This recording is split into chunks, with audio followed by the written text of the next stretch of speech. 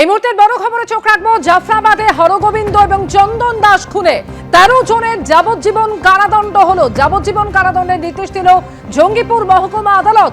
মৃতের পরিবারকে 15 লক্ষ টাকা ক্ষতিপূরণেরও নির্দেশ দেওয়া হয়েছে।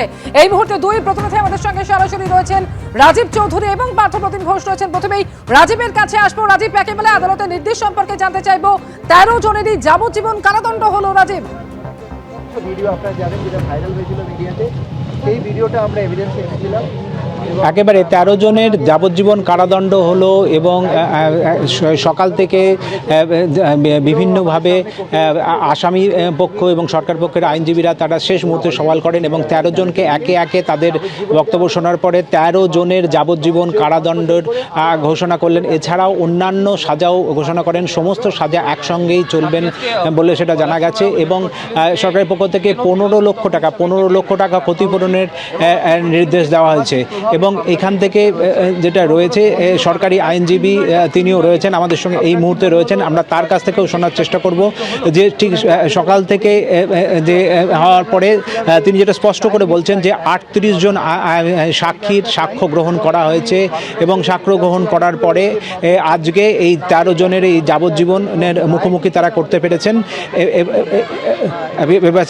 আমরা যাচ্ছি বিভাস চ্যাটার্জি রয়েছেন আমাদের সঙ্গে, আমরা তার সঙ্গে কথা বলার চেষ্টা। বিভিন্ন জাজমেন্টগুলো দিয়ে দাঁড় করিয়েছি। এবার জাজমেন্ট তো আমাদের হাতে থাকে না, কিন্তু আমরা এটা বিচার করে দেখব সরকারের তরফে আমাদের কি হয়, তারপর আমরা ডিসাইড করব। তবে আমরা অখুশি এরকম নই, কারণ আমাদের দুটোই অপশন খোলা ছিল। একটা হচ্ছে যাবজ্জীবন অথবা ডেথ, কিন্তু ডেথ সেন্টেন্স নিয়ে অনারেবল সুপ্রিম কোর্ট রিসেন্ট যত জাজমেন্ট দিচ্ছে তাতে ডেথকে নেগেট করছেন, ডেথের যেতে বারণ করছেন।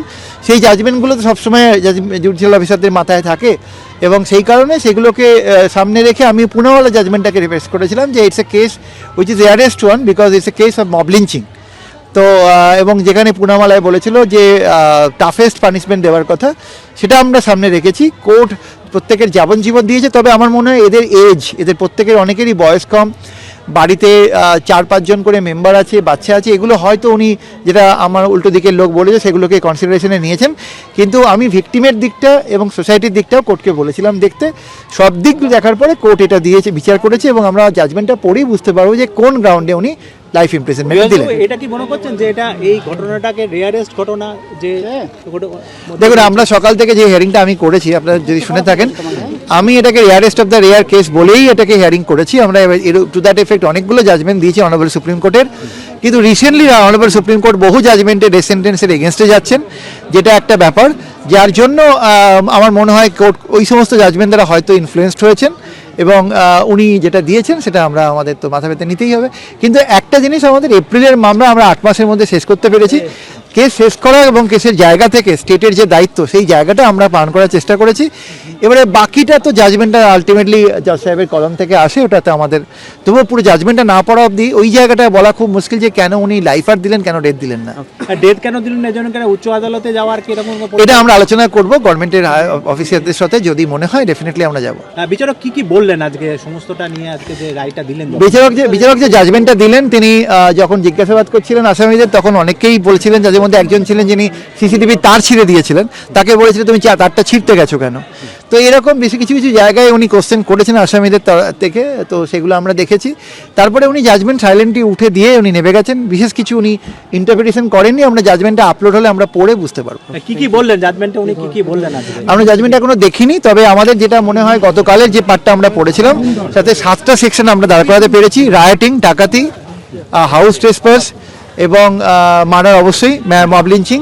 তো সেগুলো সব সামনে রেখে আমাদের আজকের সেন্টেন্স হিয়ারিং এ জীবনের পাশাপাশি আর কি ডাকাতি কেসে 10 বছর, হাউস ট্রেসপাসে 10 বছর, রায়োটিং এ 5 বছর এবং প্রত্যেকটা অফেন্সে 5,000 টাকা করে ফাইন এবং অনাদায়ে 3 মাস 4 মাস করে জেল আছে এবং ভিকটিম বাড়ির লোককে 15 লক্ষ টাকা কম্পেনসেশন দিতে হবে।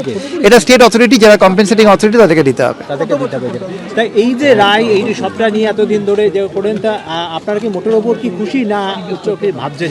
ডেফিনেটলি আমরা খুশি, এই জন্যই যে আমরা মামলাটাকে 8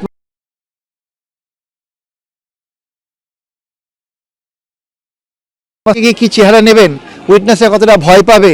কারণ প্রাথমিকভাবে আমি দেখেছি উইটনেসরা খুব ভীতু ছিল, ভয়ে ছিল। তাদের মধ্যে সেই কনফিডেন্সটা এসছে সরকারের প্রতি এবং তারপর তারা কোর্টে এসছে। ব্যাক টু ব্যাক 5জন আইউটনেস কোর্টে এসে বলে গেছে এবং প্রত্যেকের স্টেটমেন্ট একজনের দ্বারা করবোরেট হয়েছে।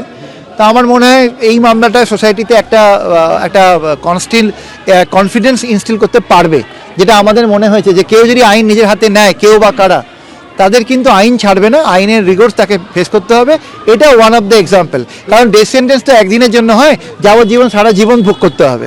তো সেই হিসেবে বলা যেতে পারে আনটিল রেমিশন, কোনো কোর্ট যদি আপার কোর্ট রেভিট না করে ততদিন পর্যন্ত এদের ভেতরে থাকতে হবে। এটাই নতুন আইনের আমাদের প্রভিশন। এবিপি আনন্দ, এগিয়ে থাকে, এগিয়ে রাখে।